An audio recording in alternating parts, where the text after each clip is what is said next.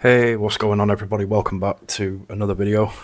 Today we're just going to be taking a quick look at a program. I found out about this program from a video Jay's 2 cents did a few weeks back.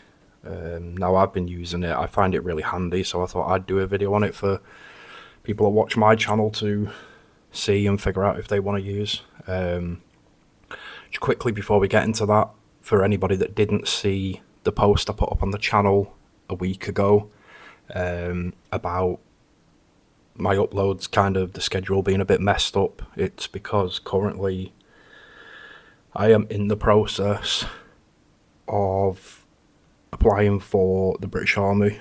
So I'm currently dealing with all that process situation and the medicals and everything, and then hitting the gym a hell of a lot to try and get into proper shape for that. So that's why the uploads are kind of lacking at the minute.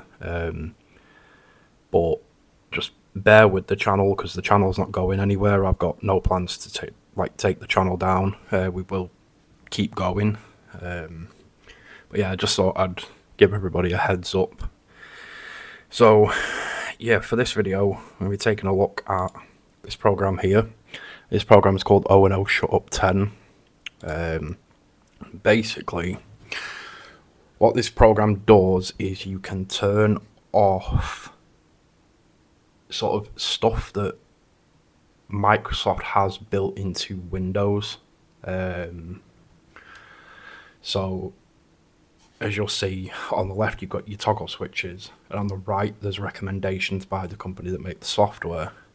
But you can see like disable and reset advertising ID and info. Now you'll see when you hover the cursor over it, you get a little question mark beside it. So if you don't know what one of these is, you hover over it and just left click, and then it tells you underneath what each one sort of does. So to, like this, as this says, obviously Windows creates a commercial ID to show you advertisements based on apps installed on your system or whatever.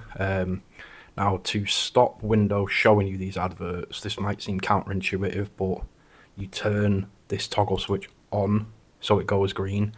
Now, the first time you do it, you will get like a pop-up sort of come up in the middle here asking if you want to set like a restore point on the system. I would highly advise anybody that's using this to say yes and let it set up a restore point, because the thing about apps like this is they are going inside your operating system and obviously making changes, and obviously not everybody's operating system is exactly the same because we all have different things installed, we have different things uninstalled, blah blah blah blah blah. So I would recommend setting up the restore point in case something goes wrong. At least you've got like a place you can restore your Windows back to so it works again. So yeah, I would highly advise you do the restore. But then basically what you want to do is go through all of these, tick what you want, like disable suggestions in the timeline, like for OneDrive and so on and so forth, disable them in the start menu, disable tips and tricks that pop up at the side as little pop-ups and stuff like that. And then basically what you want to do is go through all of these. There's quite a few of them. They go for like Microsoft Edge. I don't even know who uses Edge anymore. But then you've even got like Cortana ones. So like I don't use Cortana, so I'm going to turn her off altogether. I'm going to turn off Windows Copilot. And then you've got like even stuff for like your lock screen. So lock screen will be, you know, like when you first turn your PC on, if you've got like a password screen, that's your lock screen. So like Windows Spotlight is where it shows you different images behind sort of your password entry part. Obviously it gets them images from Bing, but then if you rate them images, which you can do there, then that's more data that they can use and stuff like that. So you can turn that off, and you can turn off the tips and tricks on your lock screen. You can disable notifications on your lock screen, stuff for mobile devices, your search menu, your taskbar. So yeah, there's quite a few things. Obviously you'd have to go through all them because not everybody's going to want to turn off the same sort of stuff.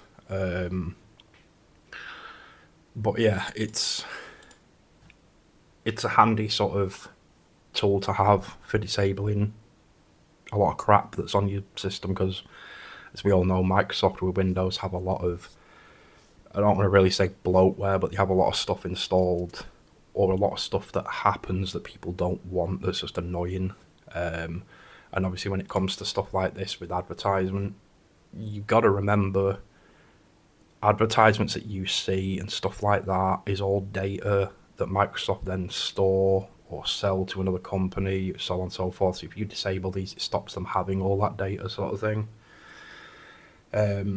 So it's not a bad little app to be able to sort of disable Microsoft from getting data off you or selling your data or stuff like that. And then, I mean, like when you go down here, you can tell it to like disable access to camera, to microphone, blah blah blah blah blah. There's loads. Like I said, you would have to look through it yourself and figure out what you want to keep on, what you want to turn off, blah blah blah blah blah. But yeah, I just thought I'd do this 5-6 minute video showing people what this app is and sort of how to use it. It's pretty self-explanatory, really. So yeah, I will stick a link to where you can download this yourself in the description below. And just let me know in the comments or whatever if you do use it and that sort of stuff. I've noticed at the minute our subscribers seem to be bumping up, which I'm quite happy about. I think we're at 161 at the time of recording this video. So if you wouldn't mind hitting that subscribe button, it's a bit weird asking, I think. Like, I don't like to ask, but sometimes it's the best way to get people to subscribe. The only reason I'm kind of nagging about it now is we are literally just about to hit the monetization hours. I think we are literally 100 hours away now, but obviously we don't have the subscriber count yet to get into monetization. So if you wouldn't mind hitting the subscribe button, please do. Feel free. I would much appreciate it. But yeah, I will have another video up this weekend, another GPU video, talking about the GTX 1060. Obviously, really old GPU now. But yeah, we'll be doing a video on that GPU this weekend, maybe early next week, depending on how the editing and everything goes. But yeah, for now, guys, I'll leave this video here. Like I said, let me know in the comments below if you use this, and like I said, I'll leave a link to it down in the description. But for now, guys, thanks for watching. Take care, and I'll catch you all in the next one.